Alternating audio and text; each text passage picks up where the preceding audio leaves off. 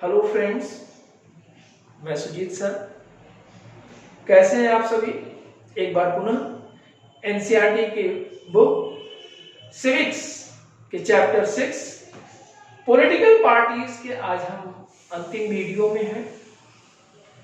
पहले की वीडियो में हमने देखा कि पॉलिटिकल पार्टीज की मीनिंग क्या होती है। राजनीतिक आर्थिक समानता रखने वाली राजनीतिक पार्टियां चुनाव लड़ती हैं, सरकार बनाती हैं और सरकार को संचालित करती है। फिर इसके बाद फॉर्मेशन ऑफ पार्टी देखा हमने, 7 पॉइंट्स उसके एक एक करके देखा। फीचर्स ऑफ पॉलिटिकल पार्टीज देखा। इसके अतिरिक्त हम लोगों ने एक डेमोक्रेसी में ये भी देखा कि जो चुनाव होती है, जो पॉलिटिकल पार्टीज चुनाव में भाग लेते हैं, जो सरकारें बनती हैं, एक तरह से direct democracy, indirect democracy. Direct democracy प्राय उन देशों में देखने को मिलता है जहां की आबादी कम होती है। इनडायरेक्ट डेमोक्रेसी जहां आबादी बहुत ज्यादा होती है। और इनडायरेक्ट का मतलब representative democracy. Bharat representative democracy का बहुत बड़ा एग्जांपल है। यहां पर चुनाव राजनीतिक पार्टियां लड़ती हैं, इनडायरेक्ट डेमोक्रेसी के माध्यम से जनता वोट करती है, विजयी उम्मीदवार सरकार बनाते हैं जिनको बहुमत मिलता है। ये सब चीजें हम लोगों ने पिछली वीडियो में चर्चा किया था। बहुमत दल कौन होता है। राजनीतिक पार्टियां पूरे वैश्विक स्तर पर सिंगल पार्टी, डबल पार्टी और मल्टी पार्टी सिस्टम देखा। भारत मल्टी पार्टी सिस्टम का बहुत बड़ा एग्जाम्पल है। ये भी समझा कि किसी देश में अगर राजनीतिक पार्टी मल्टी पार्टी सिस्टम की हो, वहां पर सभी को सहभागिता मिलती है और लोकतंत्र को मजबूत करने में सभी की सहभागिता देखने को मिलती है। इसी के साथ साथ नेशनल पार्टी के कार्य को देखा कि नेशनल पार्टी का व्यक्तित्व बड़े आकार का होता है, विशिष्ट स्वरूप लेकर होता है, पूरे देश के हित में, वैश्विक हित में, राष्ट्रीय अंतरराष्ट्रीय सभी परिदृश्यों को वो अपने अंदर समाहित करता है और देश के विकास के साथ साथ अंतरराष्ट्रीय स्तर पर उसकी क्या रूपरेखा होनी चाहिए, देश का मॉडल कैसा होना चाहिए, इन सब विषय वस्तुओं को कवर करता है। जबकि रीजनल या स्टेट लेवल की पार्टियां वो राज्य स्तर के अपने सीमित उद्देश्यों को लेकर के चुनाव लड़ती है। इसके अतिरिक्त हमने देखा कि भारत जो मल्टी पार्टी सिस्टम है, बहुदलीय व्यवस्था है, यहाँ धर्म जाति संप्रदाय में हमारा देश बटा हुआ है। ऐसे में चुनाव प्रभावित होता है तो कुछ चैलेंजेस भी सामने देखने को मिलते हैं। वो चैलेंजेस क्या है? चैलेंजेस टू पॉलिटिकल पार्टीज कि lack of internal democracy within the parties and dynastic succession, वंशानुगत उत्तराधिकार। हम इस सारे पॉइंट्स को एकजुट करके देखते हैं कि किस प्रकार अगर एक राजनीतिक पार्टी का इंटरनल डेमोक्रेसी अच्छा नहीं होता है तो सत्ता में आने पर वह लोकतंत्र को नहीं मजबूत कर पाता है, देश के आर्थिक विकास के सामाजिक विकास पर बहुत बड़ा निर्णय नहीं ले पाता है। प्रायः भारतीय लोकतंत्र में ये देखने को मिला है कि राजनीतिक पार्टियों का इंटरनल डेमोक्रेसी बहुत अच्छा नहीं है, व्यक्ति केंद्रित होता है, अर्थात दल से बड़ा व्यक्ति हो जाता है और व्यक्ति आधारित राजनीतिक पार्टियां कुछ दिनों के बाद सफलता हासिल नहीं कर पाती हैं और जनता को फिर लगता है कि हमें नए पार्टी का चुनाव करना चाहिए, नए पार्टी का चुनाव करके देश की बागडोर उसे सौंपनी चाहिए। दूसरा उसी से संबंधित है कि डायनेस्टिक सक्सेशन, एक वंशानुगत उत्तराधिकार देखने को मिलता है कि जब व्यक्ति केंद्रित पार्टियां हो जाती हैं बच्चों, तो भाई भतीजावाद, परिवारवाद को बढ़ावा देता है, जो राजनीतिक पार्टियों को, पॉलिटिकल पार्टीज को कमजोर करता है और लोकतंत्र को कमजोर करता है, सरकार को कमजोर करता है, उसकी नीतियों को कमजोर करता है, कोई बड़ा ठोस निर्णय लेने में असफल हो जाती है। इसके बाद प्राय लोकतंत्र में जब चुनाव करीब आता है बच्चों, तो growing role of money and muscle powers in parties and absence of meaningful choice and ideology. चुनाव के समय पार्टियां समय समय पर अपनी आइडियोलॉजी को, अपनी चॉइस को बदलती रहती है। शक्ति प्राप्त करना, सत्ता प्राप्त करना उनका मुख्य उद्देश्य हो जाता है, जिसमें मनी एंड मसल पावर्स का एक बड़ा रोल देखने को मिलता है, जो लोकतंत्र के लिए बहुत खतरा है। इसमें अच्छे लोग सहभागिता नहीं ले पाते हैं और प्रायः अच्छे लोगों को न आने से लोकतंत्र में ऐसे प्रवृत्ति के लोग आते हैं जो आपराधिक छवि के होते हैं, जो बढ़ावा मिलता है। तो आपराधिक छवि के लोगों को रोकने के लिए, मनी मसल्स पावर के छवि के लोगों को रोकने के लिए कई कदम उठाए जाते हैं। How can parties B reform, हम पार्टियों को कैसे सुधार कर सकते हैं, कैसे मजबूत कर सकते हैं बच्चों। पहला तो जो वंशानुगत सिस्टम है उस पर रोक लगना चाहिए। जैसे संविधान के द्वारा देश संचालित होता है, हर राजनीतिक पार्टियों का अपना एक संविधान होना चाहिए, उसको फॉलो अप करना चाहिए और व्यक्ति आधारित न होकर के पार्टी आधारित देश हित में होना चाहिए, न कि स्वार्थ से प्रेरित हो। इसके अतिरिक्त the constitution was amended to prevent elected MLA and MPs from changing parties, since many elected representatives were indulging in defection. Defection means changing parties, दल बदल परिवर्तन। प्रायः यह देखने को मिलता था बच्चों कि चुनाव जीतने के बाद सत्ता में जिस राजनीतिक पार्टी से लोग जीते हैं, अगर उनकी सरकार नहीं बनती है, उनकी शक्ति नहीं स्थापित हो पाती है सत्ता में, तो पार्टी दल बदल कर लेते थे। इस पर रोक लगाने के लिए संविधान में 52वां संशोधन किया गया 1985 में। 1985 में अमेंडमेंट 52 करके एक संशोधन किया गया और इस संशोधन को बड़े ही ढंग से इंप्लीमेंट किया गया।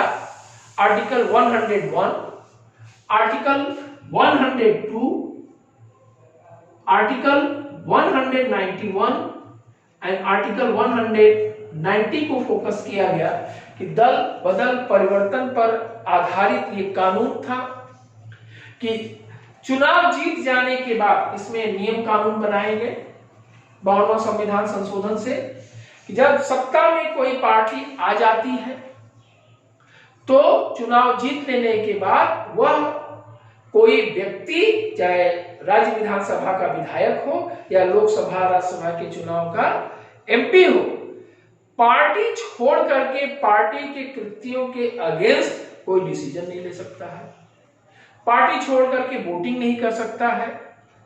इन सब चीजों पर रोक लगाई गई एक बहुत बड़ा कदम था राजनीतिक सुधार करने के लिए। इसको मान्यता भी मिला संविधान में, ये आज भी यथास्थिति है। हालांकि कुछ चीजों को देख करके बाद में ये लगा कि जब एक बड़ी राजनीतिक पार्टी के 1 या 2 या 3 सदस्य पार्टी छोड़ करके किसी पार्टी का साथ देना चाहते हैं, विलय करना चाहते हैं, या जिस पार्टी से जीते हैं उसके अगेंस्ट वोटिंग करना चाहते हैं, वो तो दल बदल परिवर्तन कानून के तहत वो निरस्त हो जाएगा, वो अयोग्य हो जाएगा।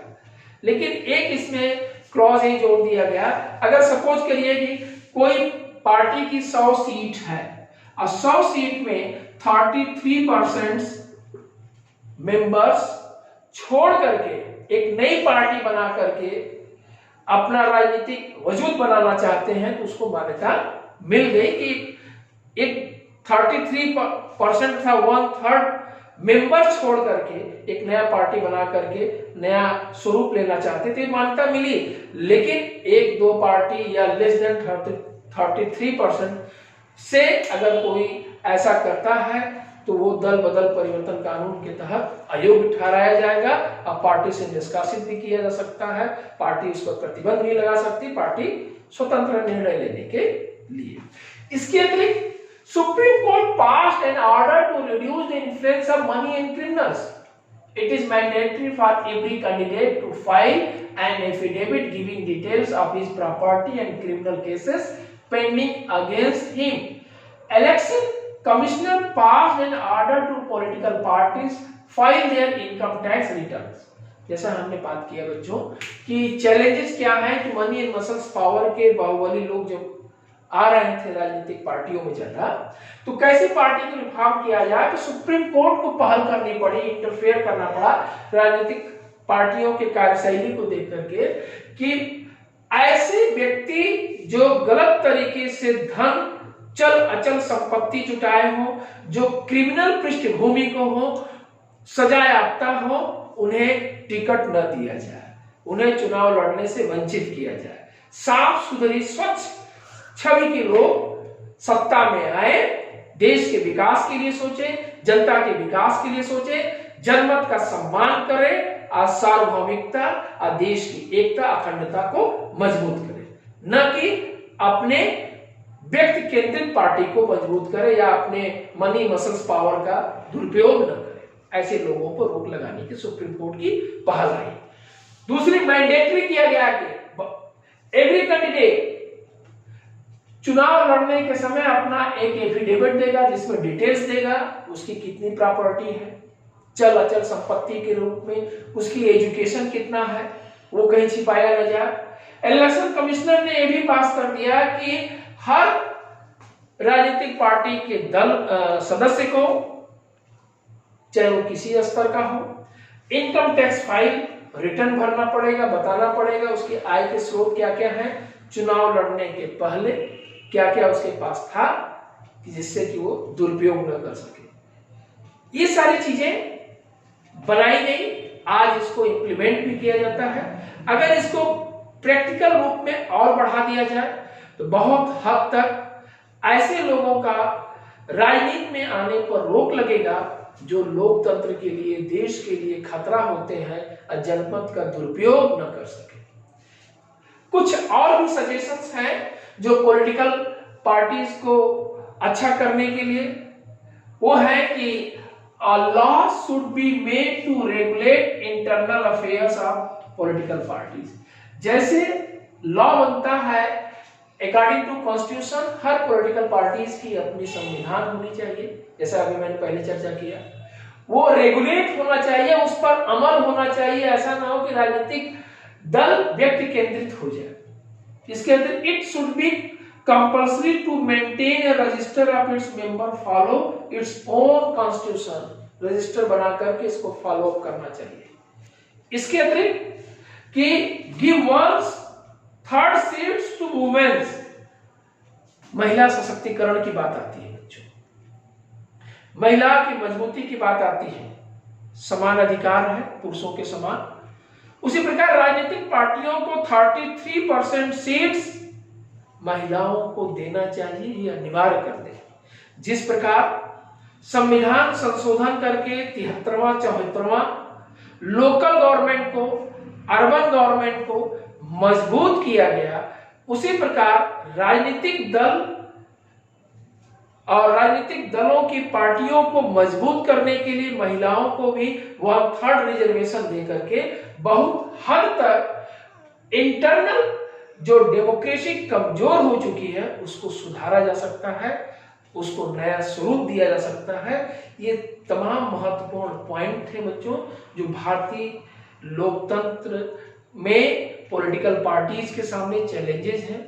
इसे दूर करके पॉलिटिकल पार्टीज एक अच्छा पार्टी बन करके देश का विकास कर सकती है, देश को आगे बढ़ा सकती है, जो धर्म जात संप्रदाय से ऊपर उठ करके देश हित में, राष्ट्र हित में वैश्विक स्तर तक सोच सकती है या सोचती है, उसे और मजबूती प्रदान कर सकती है।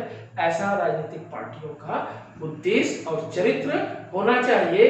धर्म जात से हट करके राजनीतिक, आर्थिक, सामाजिक, प्रशासनिक एकता बनाए रखना, उसको मजबूती प्रदान करना देश के हित में प्रत्येक पार्टी का उद्देश्य होना चाहिए।